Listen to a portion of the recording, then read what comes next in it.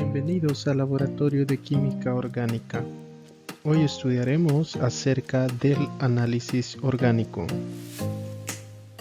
Antes de empezar, debemos considerar que el análisis orgánico se encarga de estudiar a los compuestos orgánicos. Obvio, recordemos que un compuesto orgánico tiene su estructura química basada en esqueletos de carbono e hidrógeno.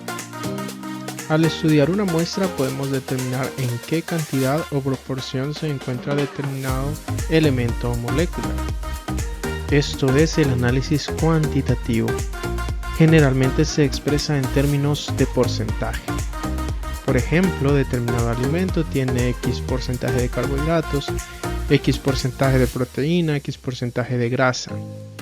En la sangre hay X mililitros de alcohol.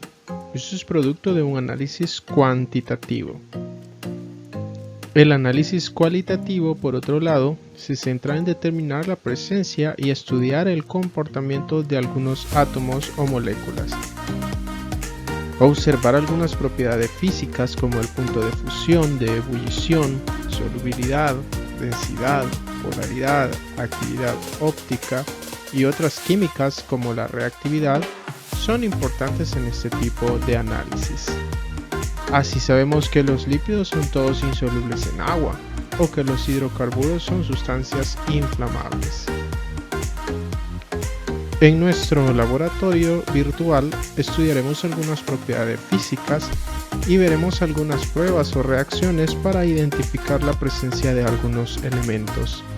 De manera específica, carbono, hidrógeno, oxígeno, nitrógeno, azufre y los halógenos. Vamos a ello. En la actividad 1 estudiamos el punto de fusión de algunas sustancias. Para ello tomamos tres muestras, una de urea, otra de naftaleno y otra de cloruro de sodio que es inorgánica, y las vamos a calentar en una cápsula de porcelana. La urea y el naftaleno son sustancias orgánicas, una es hidrocarburo y la otra pertenece a la familia de las amidas. Calentamos las muestras y medimos el tiempo que tardan en fundirse. Tomemos en cuenta que las muestras calentadas deben tener el mismo peso, es decir, 1 gramo de cada muestra, por ejemplo. El naftaleno debe fundir más rápido que todas las muestras. Y en el cloruro de sodio pues no pasará nada, esperaremos eternamente a que funda. Su punto de fusión anda alrededor de los 800 grados Celsius.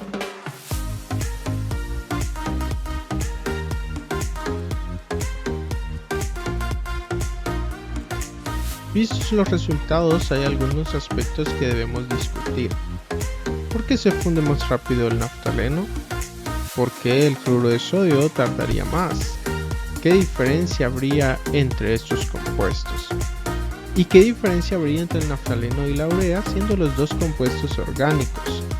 Para explicarlo mejor, debemos revisar cuáles son los factores que inciden en el punto de fusión de una muestra. En la actividad 2 estudiamos la solubilidad. En este caso utilizamos tres muestras, naftaleno, urea y hexano. Esta última es líquida. Pues vamos a mezclar con agua y agitamos. De las tres muestras veremos que solo la urea se solubiliza en agua. El naftaleno y el hexano no. Al repetir la prueba cambiando de solvente, benceno en este caso, veremos un cambio en los resultados. La urea, siendo soluble en agua, no se mezclaría con el benceno, mientras que el naftaleno y el hexano, siendo insolubles en agua, sí se mezclarían con el benceno.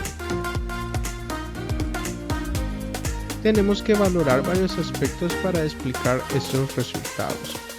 ¿Cuáles son los factores que determinan la solubilidad de una sustancia en agua o en otros solventes? Eso nos ayudará a entender las diferencias en las muestras analizadas. ¿Dos compuestos deben comportarse igualmente al mezclarse con agua? También, una regla básica de la solubilidad es polar con polar. no polar con no polar. Semejante disuelve a semejante. Conviene saber qué es la polaridad, cómo incide en la solubilidad. Y ya que estudiamos química orgánica, veamos algunas familias orgánicas tipo hidrocarburos, alcoholes, fenoles, aldehídos, cetonas, ácidos carboxílicos, aminas, etc. Se clasifican como polares o no polares. Podremos, basados en ello, saber si son solubles o no en agua. La actividad 3 consiste en determinar la presencia de carbono e hidrógeno en una sustancia. Es una prueba relativamente sencilla. Desencadenaremos una secuencia de reacciones para observar la formación de agua y CO2. Estos productos nos indicarán la presencia de carbono e hidrógeno en una muestra. Para ello montamos el siguiente sistema. Un tubo que contiene una mezcla de urea, sustancia orgánica, y la muestra a analizar, y óxido de manganeso. Necesitamos otro tubo que contenga hidróxido de bario. Adaptaremos un tubo de desprendimiento porque vamos a calentar a la urea y debemos asegurarnos que los gases liberados reaccionen con el hidróxido de bario en el otro tubo.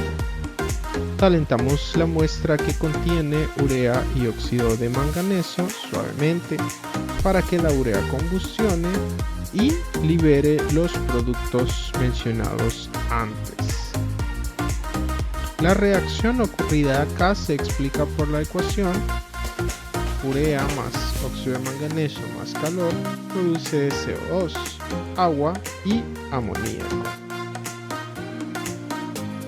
En las paredes del tubo de ensayo y por todo el tubo de desprendimiento debemos ver condensación de agua, producto que nos ayuda a identificar la presencia de hidrógeno. En el tubo con hidróxido de bario debe llegar CO2 en estado gaseoso, por lo que veremos un burbujeo.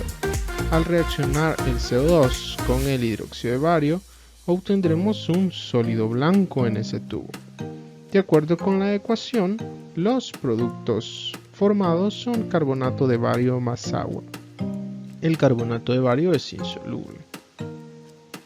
Sabemos que el carbonato de bario produce cloruros, en su mayoría solubles en agua cuando reaccionan con ácidos. Así que esta será la forma de comprobar que se ha formado un carbonato. En este punto, el CO2 ya nos ayudó a determinar la presencia de carbono en la muestra, pero estas reacciones las hacemos para confirmar que en efecto el gas liberado era CO2. Como señalamos, tenemos el tubo de ensayo con carbonato de bario y agua. Agregaremos cuidadosamente ácido clorhídrico concentrado para que la reacción sea rápida. Esta ecuación nos explica lo observado. Se producirá cloruro de bario soluble en agua. Eso significa que el sólido desaparecerá y se liberará CO2 gaseoso, que lo veremos efervescente en el tubo. Esta secuencia de reacciones sirve para confirmar que el gas en la combustión de la urea es CO2. Ya hemos confirmado la presencia de carbono e hidrógeno. ¿Qué aspectos valoramos entonces en esta prueba? Bueno, determinemos a qué responde la liberación de CO2. Determinemos también cuál es el tipo de reacciones que ocurren en este experimento. Y consideremos el papel del óxido de manganeso en esta prueba. La actividad número 4 es la determinación de oxígeno. Identificaremos la presencia de oxígeno en una sustancia orgánica a través de la reacción con yodo sólido. Tomamos dos muestras, una de hexano, un hidrocarburo, y otra de etanol, un alcohol.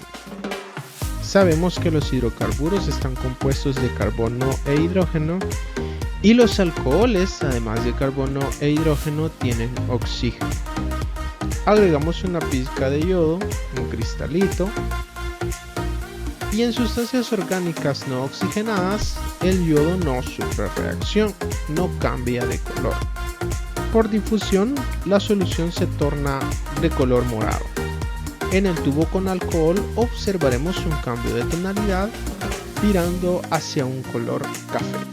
Esta será la evidencia de la determinación de oxígeno. Conviene preguntarnos algunos aspectos importantes. ¿A qué se debe el cambio de color del yodo, tanto en sustancias oxigenadas como en no oxigenadas? ¿Qué tipo de reacción ocurre en esta prueba?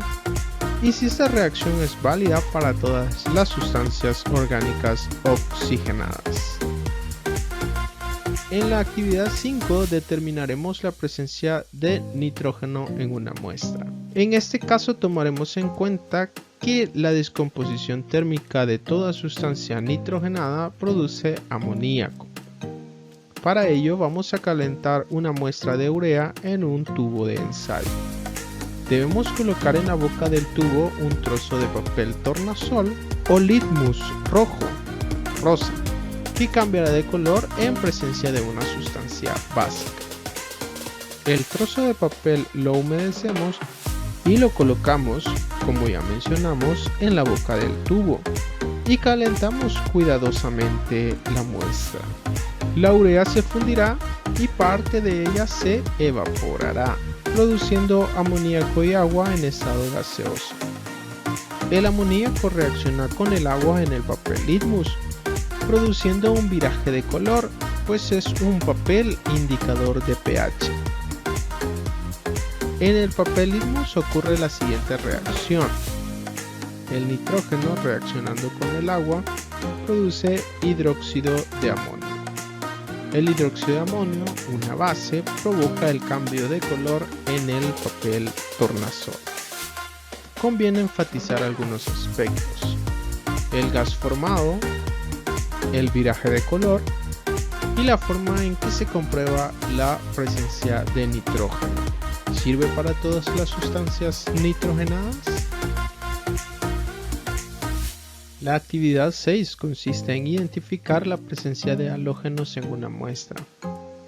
Recordemos que los halógenos son aquellos elementos del grupo 7A de la tabla periódica.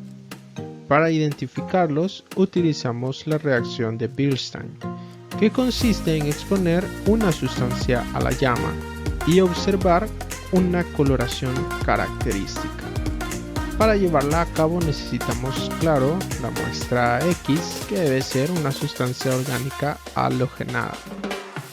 Y necesitamos una asa de cobre, que podemos fabricar a partir de un trozo de alambre de cobre de buen calibre para que no se funda a la llama. Y el mechero. Lo primero es purificar el asa de cobre en fuego para eliminar impurezas o restos de otra sustancia. Luego humedecemos el asa con la muestra a analizar y colocamos el asa a la llama. Debemos exponer la muestra a la llama algunos segundos mientras ocurre la reacción. Un compuesto orgánico halogenado en el calor reacciona con el cobre, formándose un haluro de cobre, cloruro de cobre, yoduro de cobre, etc. Cuando esta sal combustiona, se produce una coloración verde azulada o azul verdosa en la llama, a lo que decimos que una sustancia es positiva a la prueba de Bilstein.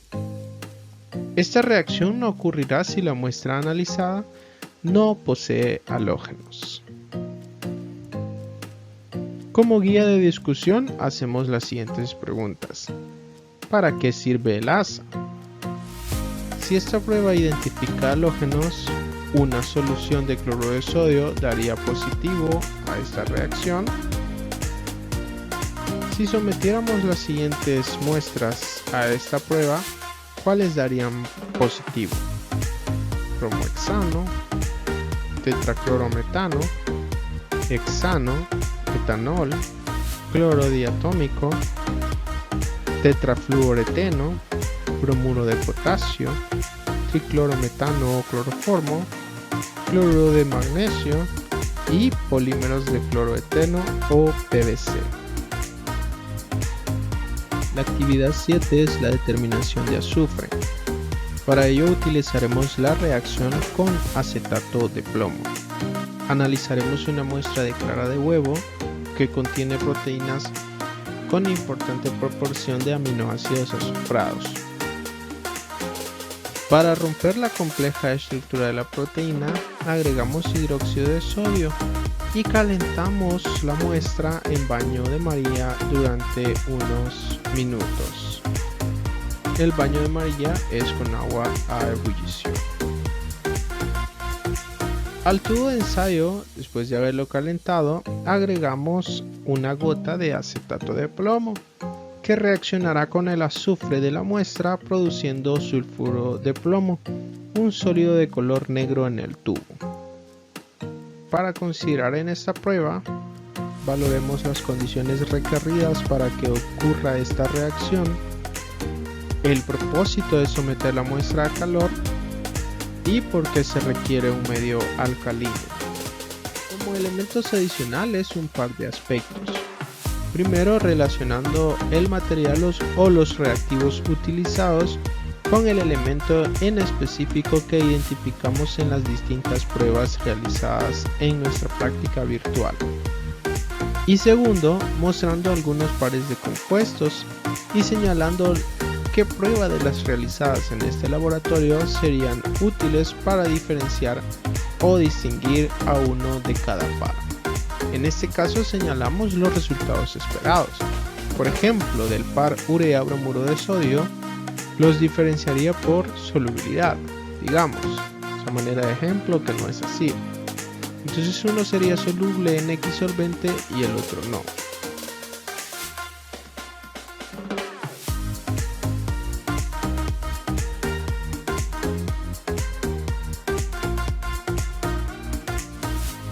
Un gusto recibirte en nuestro laboratorio virtual de química orgánica.